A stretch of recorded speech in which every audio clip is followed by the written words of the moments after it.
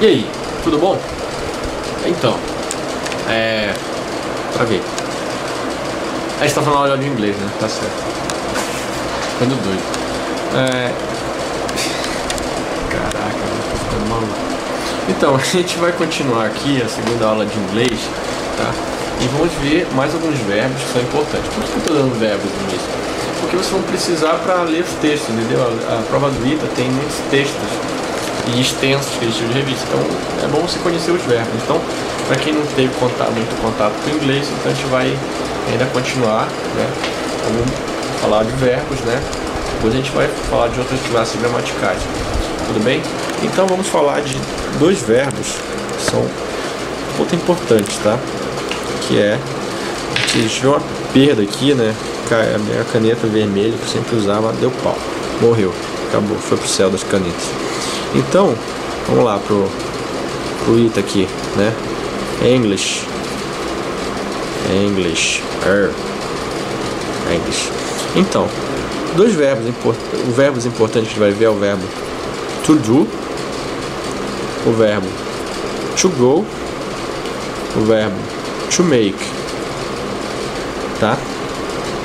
O que é o verbo to do? O verbo to do é fazer, mas no sentido, por exemplo, fazer amigos, não é de fazer amigos, é realizar coisas.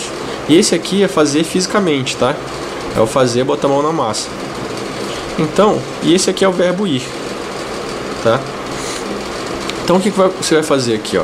A gente vai ver o verbo to do. To do, a gente vai conjugar, né? I do, eu faço. You do, você faz, ou tu fazes, né? He, she, ou it, aí tem a diferença. Ele barra ela faz. Você tem agora we do, né? Nós fazemos. Tem you do, vocês fazem. E tem o they do, que é eles fazem, né? Um exemplo, se eu quiser falar eles farão, será they will do, para relembrar o que a gente viu na última aula. Eles farão, ok? They will do. Agora a gente vai ver o verbo to make, né? To make é I make, eu faço. You make, você faz. He,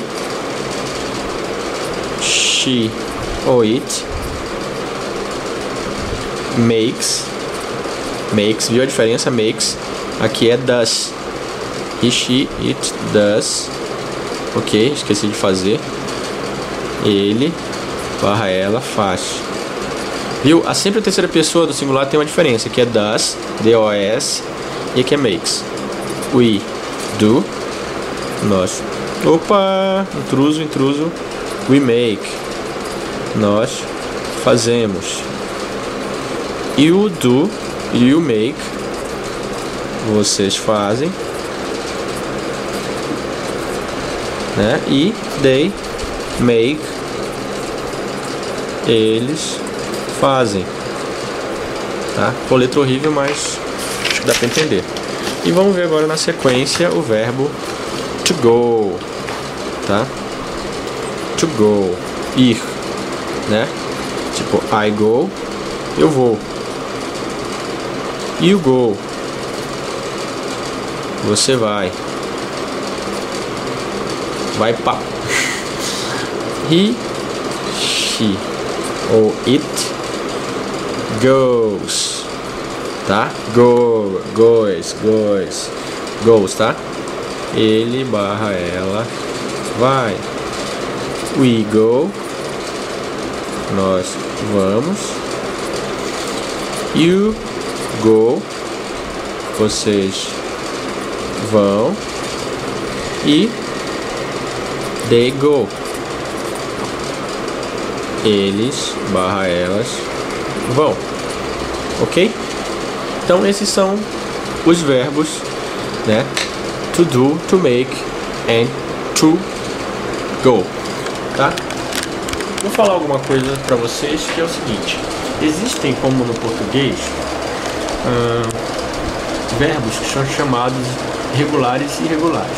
Quais são os verbos regulares? Os verbos regulares é que tipo, a estrutura da palavra deles basicamente não muda à medida que você vai conjugando. Já os verbos irregulares vai tendo uma alteração bem grande. Um exemplo de verbo irregular é o verbo to be. Você viu? Você tem I am, you are, he is, we are, they are. Então você vê que mudou am, is e are, né? Então esse é um verbo irregular, tá? Você vai, infelizmente, tem que decorar todos os verbos, né, possíveis, porque vão ter, além desses verbos básicos ser formados de uma palavra só, existem verbos chamados phrasal verbs. Ou seja, phrasal verbs são verbos que são formados, né? Escreve-se assim, ó. Acho que é assim, phrasal verbs. Ou é phrasal? Não, é assim. Phrasal verbs. Entendeu? São verbos que são formados pela seguinte, formado por duas palavras. Por exemplo, o verbo to give up. Give up é desistir. Por exemplo, se você for tentar traduzir isso aqui, o verbo to give é dar. E up é para cima. Então é dar para cima. Então faz sentido. Então você tem que descobrir que você tem que saber que o verbo to give up é desistir. Entendeu? Por exemplo, experimentar. Try on. Tá vendo? To try on. Ou seja, é tentar e on é em cima, alguma coisa em cima. Tentar em cima. É o verbo experimentar. De provar, tá? Experimentar. Né? Com isso, você tem que saber esses caras, tá? Eu aconselho a vocês que estão fazendo aí, estão acompanhando as aulas, começarem a pegar os textos, a maior quantidade de textos que vocês puderem, né? Olha a dica muito preciosa, eu utilizei isso aí e me serviu muito, tá? Olha só a dica, vocês pegam textos em inglês, tá? De acordo com o nível que vocês conhecem, tá? Eu vou pegar, por exemplo, um artigo da Time, ou então do New York Times, do The Economist, por exemplo. Não vão usar isso, porque é só um inglês muito rebuscado, se você não tem. Se você já está acostumado com o inglês mais avançado, então você pode pegar esses textos, tá? Então tenta pegar a letra de música. Outra coisa, a letra de música é muito legal. Eu vou pegar uma letra de música uma outra hora e eu vou traduzir. Por que é bom pegar textos? Porque você marca as palavras que você não conhece. Então se você pegar e marcar as palavras que você não conhece, você vai no dicionário e descobre lá o que é cada palavra. Então você vai aumentar o seu vocabulário. E é muito importante ter um vocabulário extenso na prova de inglês do ITA, porque ela é bem grande, assim, sabe? Tem poucas questões, mas às vezes com os textos enormes. E eles vão cobrar entendimento desse texto, ou seja, interpretação. Ele vai perguntar o que o texto quis dizer. Se você não tem um vocabulário, então você vai se ferrar, entendeu? Você não vai saber fazer. Você pode até chutar, mas a chance de errar é alta, né? Então, comecem a pegar textos de inglês, né, de acordo com o que você conhece, com o seu grau de conhecimento, e comecem a tentar ler, né? Por exemplo, você pode começar com uma música de uma cantora chamada eu esqueci o nome dela, Suzanne Vega, chama Luca, L-U-K-A. Ele começa: My name is Luca, I live on the second floor, I live upstairs on you. Então você tenta traduzir essa música, tá? E você vai ter bastante texto, vai ter bastante palavras, entendeu? E são fáceis essas palavras, essa música, tá? Então fica aí a dica, né, de começar com uma letra de música, por exemplo, dessa. Escolha qualquer outra música que você quiser, tá? Mas o importante é adquirir vocabulário, ok? Um abraço.